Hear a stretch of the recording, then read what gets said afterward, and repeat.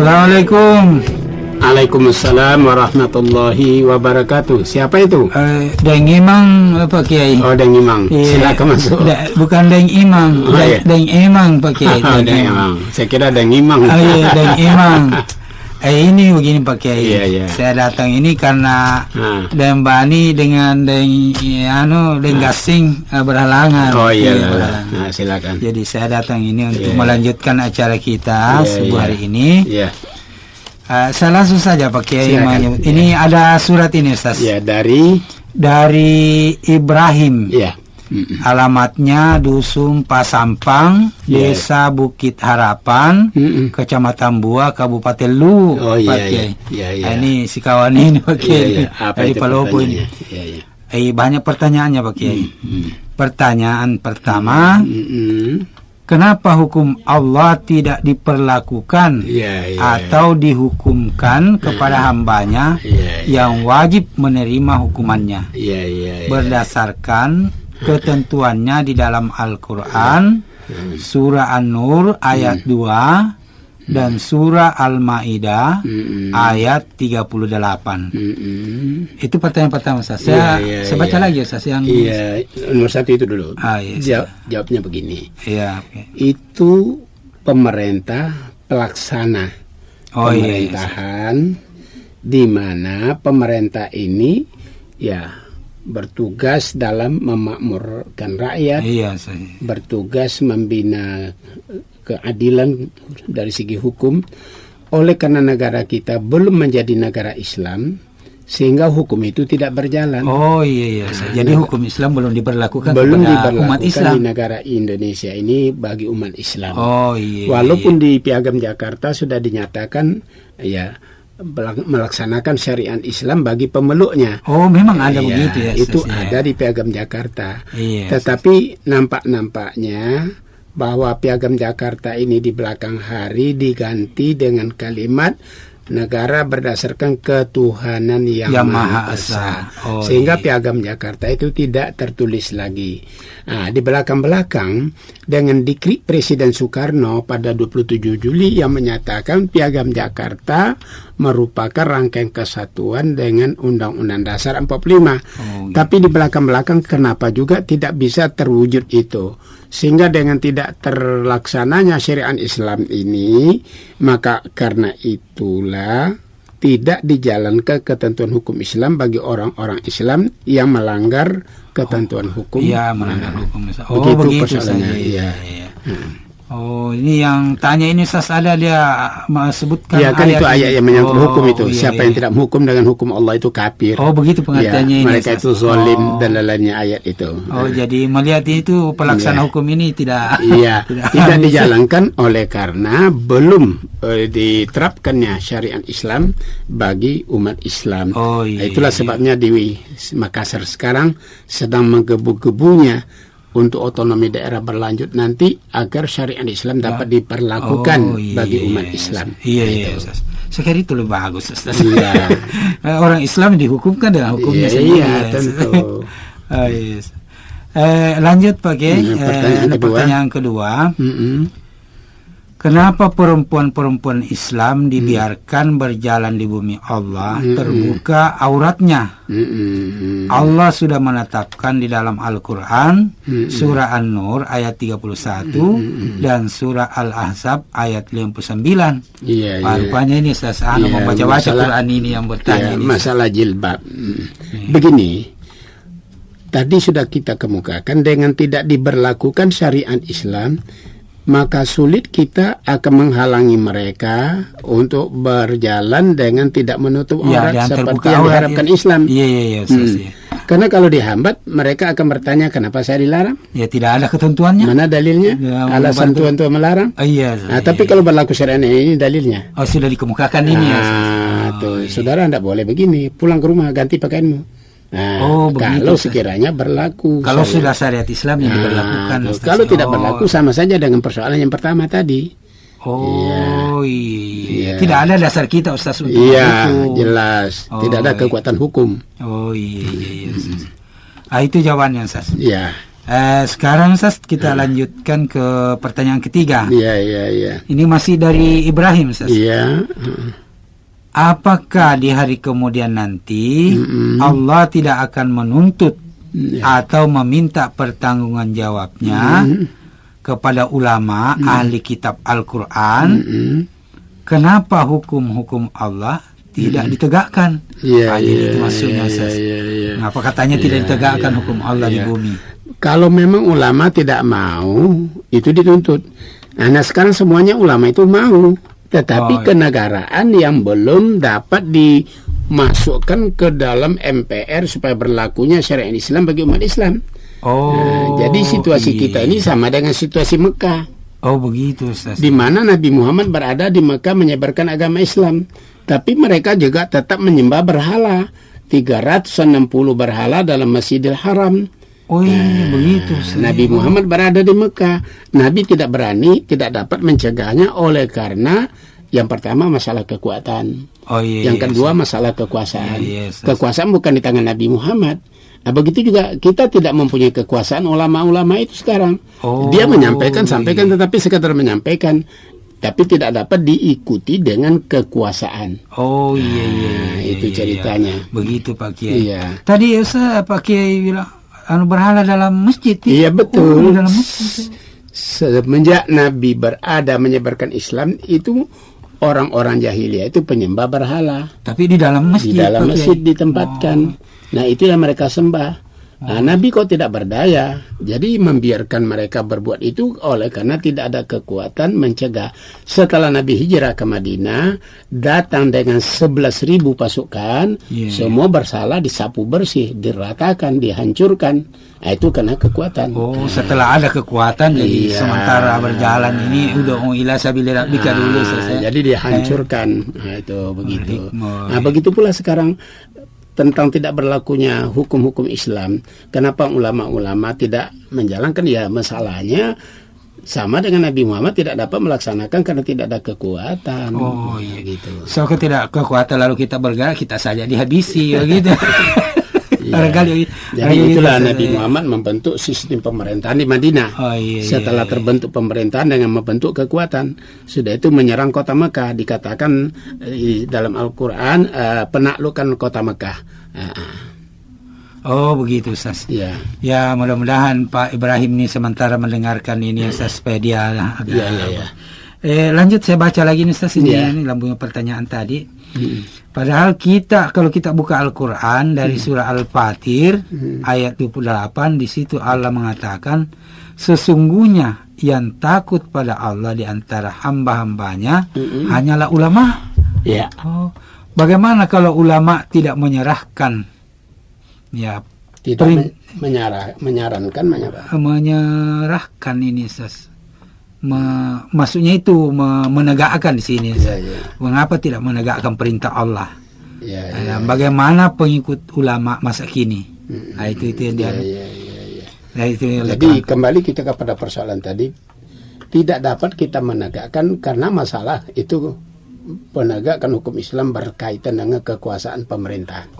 Begitu. Bukan ulama yang memerintah sekarang. Pemerintah yang memerintah. Gitu Pak Kiai. Kita pindah ke surat yang satu ini Pak Kiai. Dari siapa? Ini dari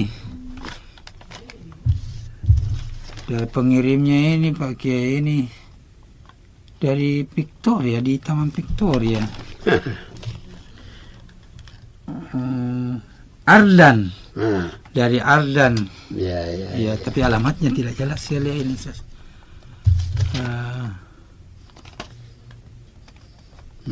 Jadi kita sebaca sasananya pertanyaannya. Bentar kita lihat. Saya seorang perantau ke negeri Sabah, Malaysia. Ini alamatnya Pak Kiai ini. Tahu Sabah, Malaysia saja. Sabah, Malaysia. Saya seorang perantau ke negeri Sabah, Malaysia dan pernah melihat dalam kapal menuju Tawau seorang haji. Seorang haji baru datang dari Tanah Suci. sedang mengaji, jadi maksudnya dalam kapal ini Ustaz. Iya. Dalam kapal dengan keadaan berbaring, Iya. tidak duduk. Iya. Sedang saya dengar orang tua bilang tidak boleh kita mengaji kalau tidak duduk yang baik-baik. Iya. Itu adalah dosa besar. Iya. Nah, ini yang ditanyakan Pak Kiai. Pertama, pertama. apakah tidak berdosa kita mengaji dalam keadaan berbaring? Iya. Dan tolong apa dalilnya Iya. dalam Al-Quran? Berdosakah atau mendapat pahala? Nah, ini Pak Kiai. Ada juga pertanyaan pernah itu Pak Kiai itu. Bagaimana kalau membaca Al-Quran itu pakai celana pendek, tidak pakai baju, tidak pakai topi? Ya sekalian barangkali sudah bisa kena juga ini nanti saya pertanyaan itu. Begini, dari kesopanan baca Quran, ya, memang diharapkan setiap orang baca Quran itu dalam tata tertib kesopanan ialah begitu bahwa berpakaian menutup aurat. Iya. Tapi adapun duduk berbaring itu tidak ada persoalan. Tidak jadi soal ada itu. Satu riwayat antara Imam Maliki dan Syafi'i bertemu, sama-sama bermalam. Itu ada dalam riwayat kehidupan Imam Syafi'i. Imam Maliki menunggu-nunggu Syafi'i sholatul lail. Sudah tengah malam ini. Ternyata Syafi'i tidak sholat malam. Pagi-pagi Imam Malik mengatakan, saya menunggu engkau tadi malam sholatul lail. Tapi tidak bangun-bangun saya. Tapi Syafi'i bilang, saya tidak sempat sholatul lail karena saya menamatkan Al-Quran pada malam tadi. Dia mengaji Ustaz. Dia mengaji sambil berbaring sampai tamat. Coba dibayangkan. Itu sebabnya dia tidak sholatul lail, karena dia mengaji, membaca Quran dalam keadaan berbaring. Itu menunjukkan di dalam Quran memang dinyatakan juga dalam mengingat Allah itu baik di waktu berdiri, waktu duduk, dan waktu berbaring. Itu. Jadi kalau begitu Pak Kiai bisa baring-baring membaca Al-Quran. Yang penting tertutup aurat. Itu. Jadi yang tadi Ustaz itu Pak Kiai itu yang tidak pakai celana. Tidak sopan itu namanya. Itu melanggar. Suatu pelanggaran membaca Al-Quran kalau kita hanya pakai celana pendek, tidak pakai baju, rok pendek, tidak pakai baju lagi, tidak pakai topi. Itu suatu ketidaksopanan terhadap kitab suci. Iya begitu Pak. Iya. Dan demikian terjawablah pertanyaan. Pernah itu ada teman menanyakan tentang itu Pak Kiai. Selanjutnya Pak Kiai saya baca pertanyaan kedua. Bagaimana hukumnya kalau kita serumah dengan seorang Kristen? Tapi berlainan kamar. Bolehkah atau tidak? Tolong berikan dalilnya. Bicara kamar ini Pak Kiai. Ceritanya dalam kehidupan sosial, Islam tidak menghambat untuk kita serumah dengan Kristen. Begitu Pak Kiai. Satu contoh dalam kehidupan Nabi. Iya Pak. Di rumah Nabi itu ada seorang pemuda Yahudi. Serumah dengan orang Yahudi Pak. Iya, bukan serumah, dia mempunyai pembantu orang Yahudi. Orang Yahudi. Itu kan namanya dia bersama-sama tinggal dengan Nabi. Iya. Cuma yang perlu dijaga etiket kehidupan agama kita, jangan dia langgar, dan kita juga demikian. Itulah masalah kehidupan sosial. Yang tidak boleh saling mengikut itu adalah persoalan ibadat. Soal ibadah Pak. Iya, betul. Itu yang tidak dibenarkan.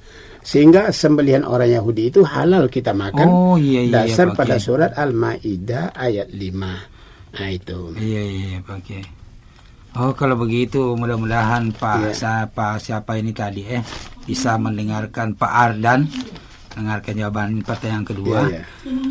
Sekarang kita pindah ke pertanyaan ketiga Pak Kiai.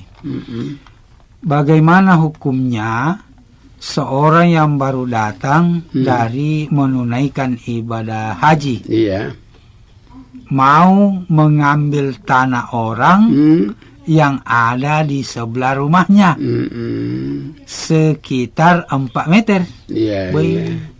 Padahal dia tahu itu bukan batasnya atau bukan dia punya. Tapi setelah dia haji, dia mengakui bahwa tanah itu dia yang punya. Dan dia pindahkan batas itu tanpa ada orangnya yang punya tanah. atau yang punya rumah kosong.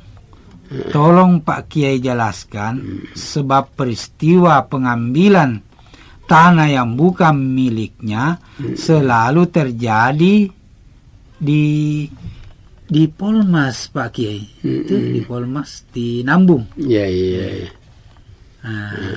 Itu Pak Kiai. Pertanyaan ketiga itu Pak Kiai. Begini. Ini kayaknya dari Tanah Suci baru ada minat mengambil itu. Sebenarnya itu orang ke Tanah Suci bukan menambah ilmu.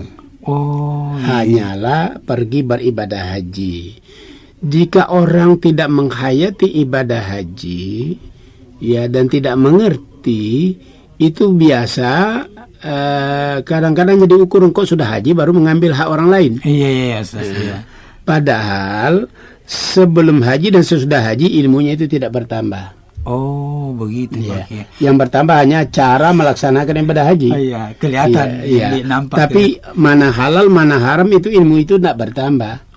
Nah, itu sebenarnya. Sehingga kadang-kadang ya perbuatan haji ini sesudah haji kok berbuat begitu.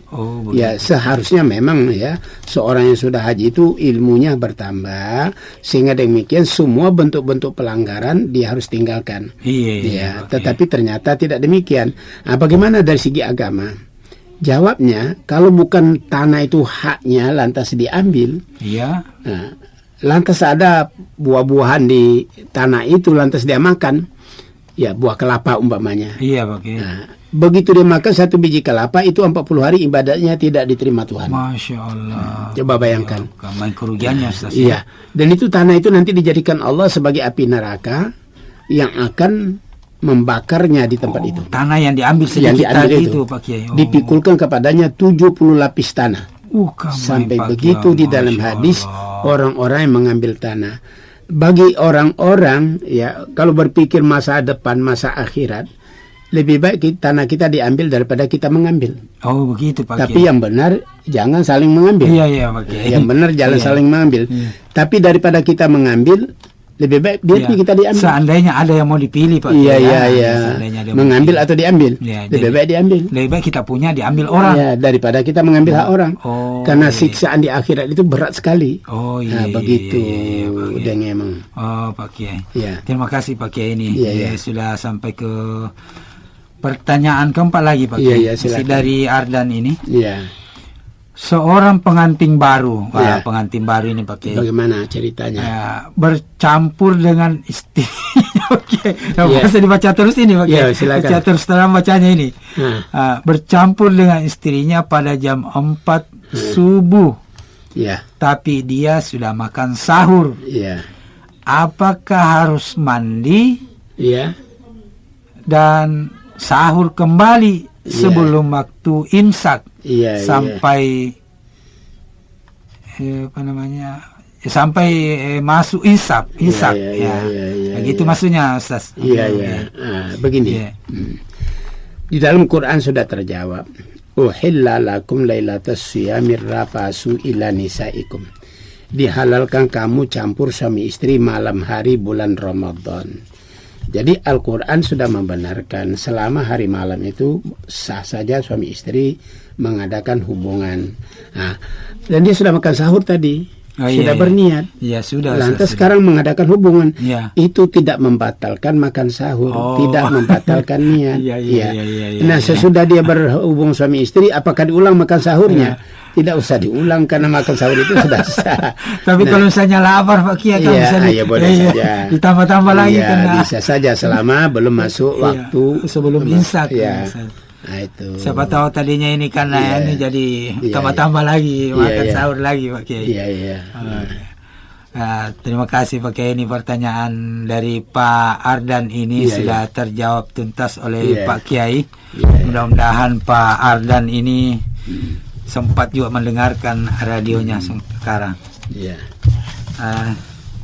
Kita pindah ke surat yang satu ini Pak Kiai. Ini dari Arsad H. Maudin, Desa Tanjung Beleng, Tanjung Boleng, Kecamatan Komodo, Ya. Kabupaten Manggarai. Iya. Flores. Ya, Flores. Oh, dari Flores ini Pak Kiai. Iya. Dari Flores Apa itu ini Pak Arsad, Pak Arsad Haji Maudin. Iya. Saya baca selengkapnya. Iya. Okay. Silakan. Sebelum saya bertanya, terlebih dahulu saya minta maaf.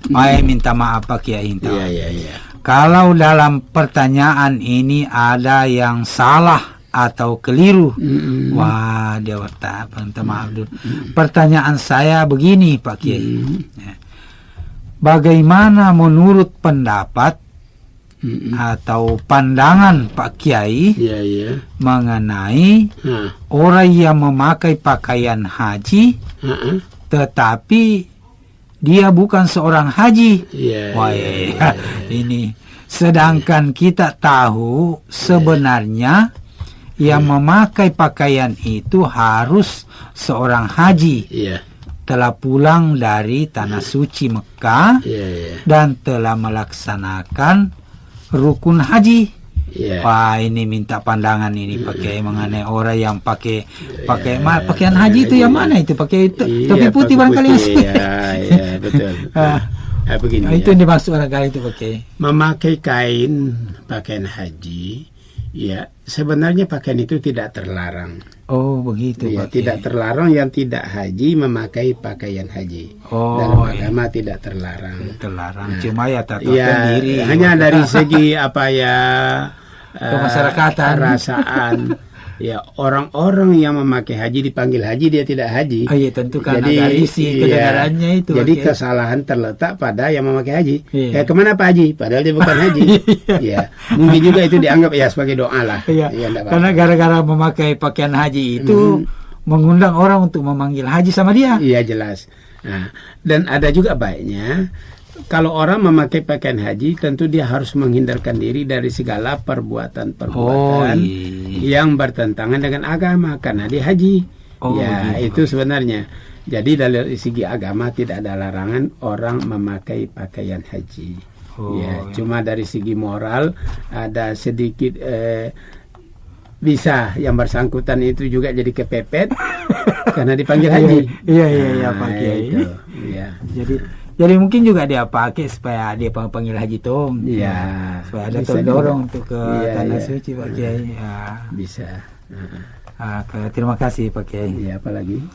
Pertanyaan selanjutnya dari Pak siapa tadi ini, Pak Arsad ini.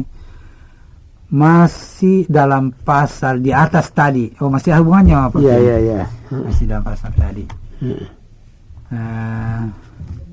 Herannya saya, dia bilang begitu, herannya saya, khususnya yang saya lihat dan saya dengar, kalau orang memanggil haji, dia menjawab seolah-olah betul dia haji. Betul seorang haji. Padahal belum haji. Sedang sudah jelas-jelas dia tidak seorang haji.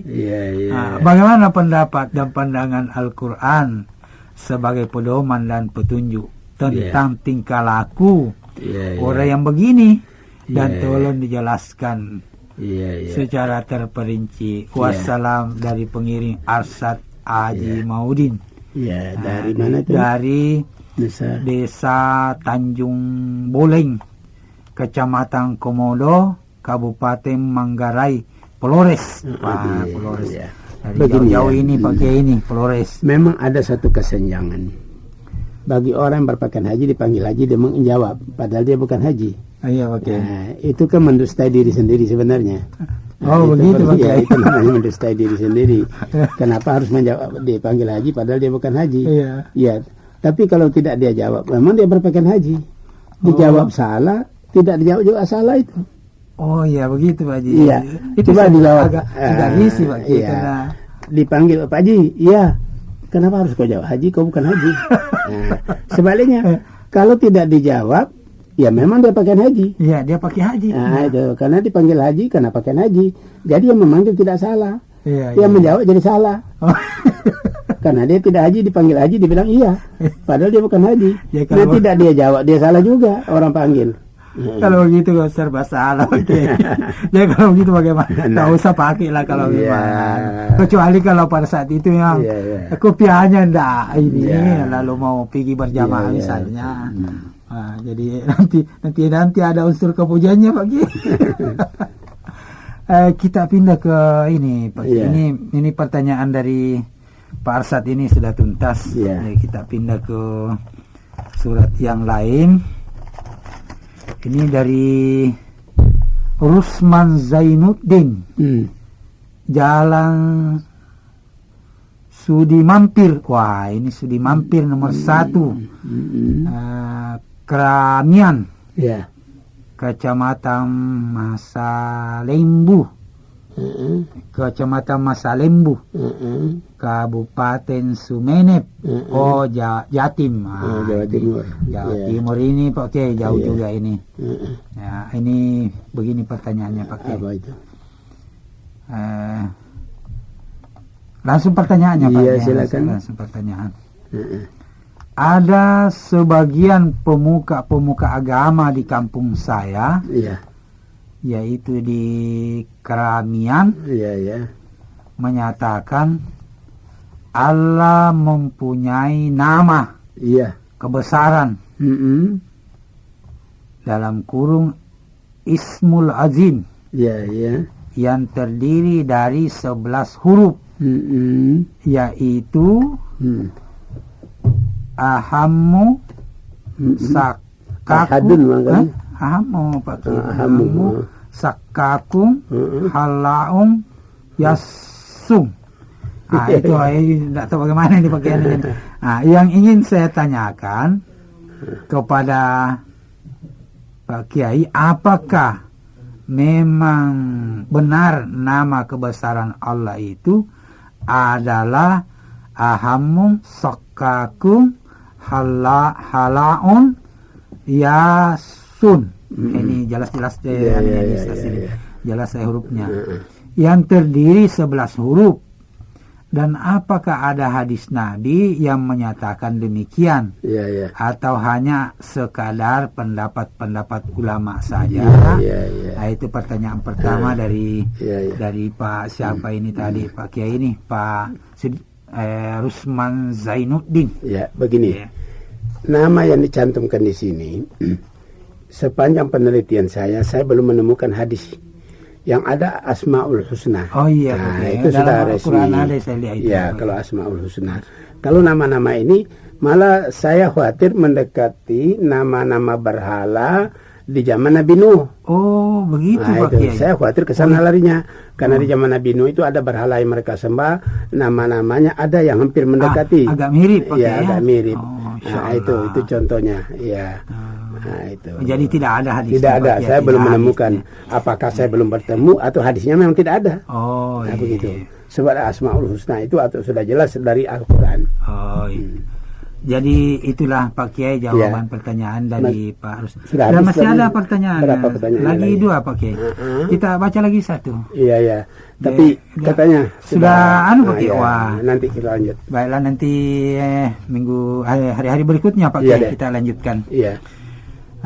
Kalau begitu Pak Kiai, karena sudah ini mau pergi salat subuh Pak Kiai. Jadi kita sama berangkat. Baiklah Pak Kiai, saya dulu berangkat ini Pak Kiai. Assalamualaikum. Waalaikumsalam warahmatullahi wabarakatuh.